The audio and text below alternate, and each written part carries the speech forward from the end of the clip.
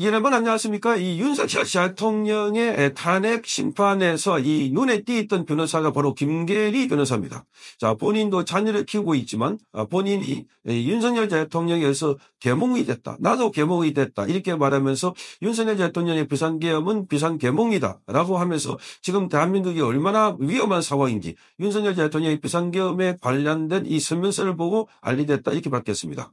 자, 윤석열 대통령이 이 탄핵이 되어는 이후에도 형사재판은 진행되고 있습니다. 비상계엄일 선포한 것이 바로 내란행위다, 내란수괴다, 내란 우두머리다라는 혐의와 관련해서 재판을 받았는데 윤석열 대통령은 무려 93번에 걸쳐서 본인이 직접 발언을 하고 검찰이 가져왔던 PPT 그걸 거꾸로 검찰 보고 6페이지, 7페이지 그 다시 펴달라 해가지고 거기에 조목조목 검찰에 대한 입장을 반박했습니다. 자, 그러면서 김계리 변호사가 이 반박하는 검찰의 PPT 한 장을 소개하면서 이래도 내란이니 이래도 내란이냐 이렇게 물었습니다. 자, 그 핵심은 이렇습니다. 자, 이 미래 세대에게 제대로 된 나라를 만들어주기 위해서는 특단의 대책이 필요하다. 윤석열 대통령이 2024년 11월 24일 날, 11월 27일 날 관저에서 이렇게 말했다고 합니다. 그래서 그때 국방부 장관인 김영현 전 장관이 자, 준비해 보겠습니다. 그래서 준비한 게 바로 11월 24일부터 12월 1일까지 대엄 선포문과 대국민 담화문, 포부령 이를 준비했다고 합니다. 자, 그러니까 여기서 지금 이게 내란이 될 수 없는 것은 윤석열 대통령 발언입니다. 자, 미래 세대에 제대로 된 나라를 만들어주기 위해서는 특단의 대책이 필요하다.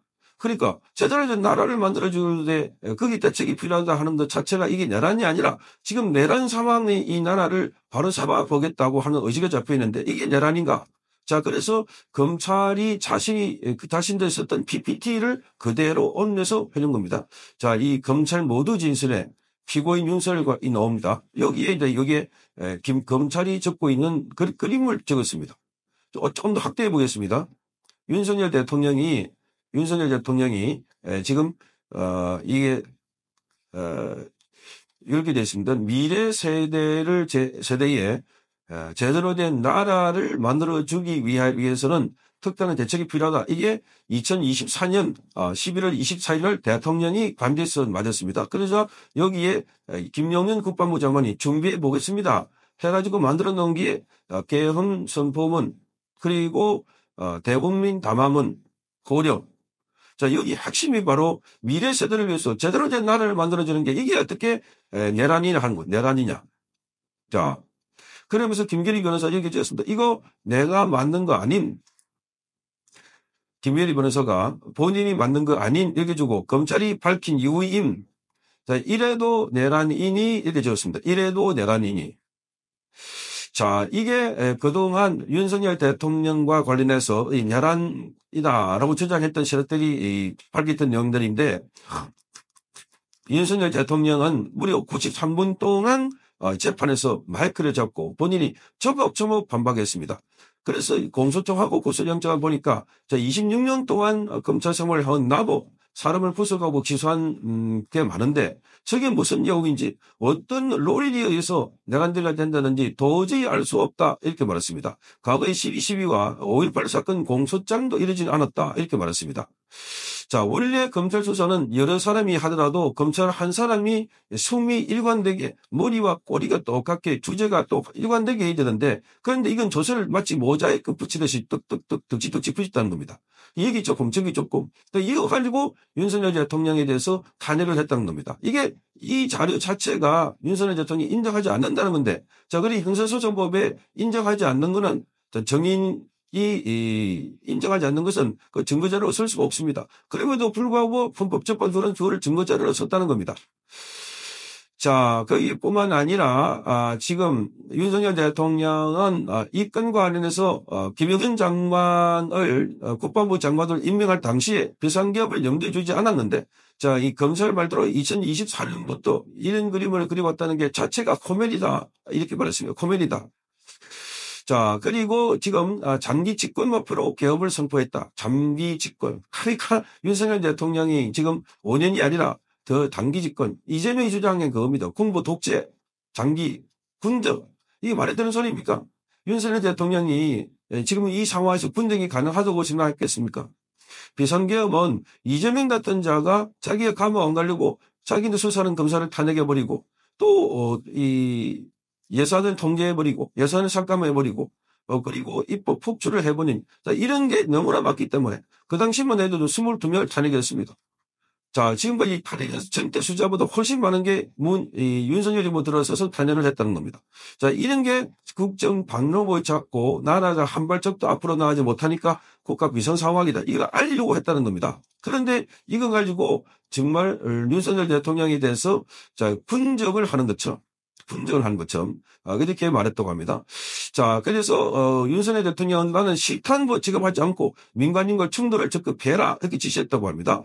자, 그러면서 개업을 구대하나 내란과 돈급으로 이야기하는 것 자체가 법적 판단을 멀리 떠난 것이 된다. 개업을 선포한 것은 자유민주주의를 지키기 위한 것인데 군 정부와 쿠데타는 자유민주주의를 붕괴시키는 일이다. 그러니까 지금 군 붕괴시키는 일로 갖다 놓고 윤석열 대통령은 아니 지금 나라의 미래 세대의 제대로 된 나라를 만들어주기 위한 것 같으면 붕괴시켜야 되고 파괴해야 되는데 이 미래 시대의 나라를 제대로 된 나라를 물려준다는 것 이게 자체부터가 대엄이 될 수 없는 내란이 될 수 없는 좋은 나라 법에 맞는 나라 규칙에 맞는 나라를 만들자는 것인데 그걸 파괴하고 있는 게 민주당 이재명의 남도입니다. 자, 여기 김계리 변호사가 이 대목을 펼쳐가지고 올리면서 이게 이래도 내란임이 이렇게 묻고 있습니다. 내란임이 자 그래서 지금 이뿐만이 아닙니다. 여기도 보면 윤석열 대통령은 자 검찰이 준비한 PPT 자료를 한 페이지씩 짚으면 반박을 한 페이지씩 그 페이지 6페이지를 받아가 이렇게 말한 뒤에 해당 페이지에 적혀 있는 검찰 공소 사실을 왜 잘못됐는지 이게 반박한 겁니다. 그러니까 검찰도 황당했습니다. 검찰도 깜짝 놀랐습니다. 윤석열 대통령이 이 PPT 준비하지 않고 검찰이 준비한 거 가지고 거기 검찰이 윤석열 대통령이 여기에 공소사실이다. 여기에 범죄입니다 했는데 검찰이 저기 있는 그거 가지고 하나씩 반박 설명을 해버린 겁니다. 그래서 재판관은 이렇게 말합니다.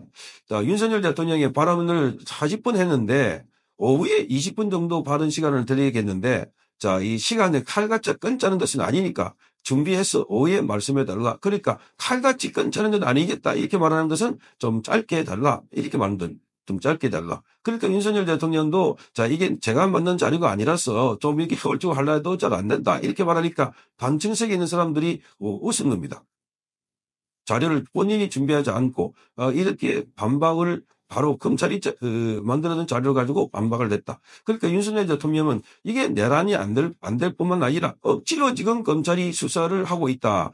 자 이렇게 말하고 있습니다. 그렇게 지금 윤석열 대통령이 반박한 걸 김계리 변호사가 딱 캡처해가지고 자 미래 세대에 제대로 된 나라를 물려주는 게 이게 내란이니 하고 묻고 있습니다.